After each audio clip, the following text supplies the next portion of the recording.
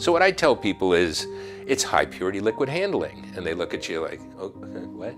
And then you say, easiest way to describe it is high-tech plumbing for pharmaceutical production.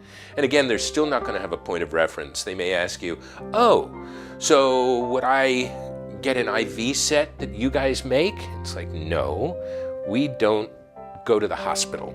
Where we exist is between big drums of chemicals and the little vial that the drug product is in. So you might even think, how does that product get into that vial? Most people don't.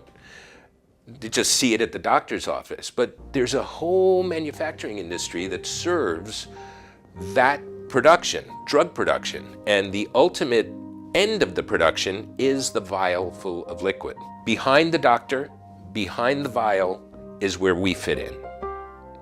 It's important to know that because it is the cleanest part of the process. By the time the product gets to that vial, the high purity materials that we use, the cleanliness, the reduction of particulates, the inert nature of the materials, we have to give a lot of thought into how we design products and how they're used and what the customer is telling us are their main ingredients.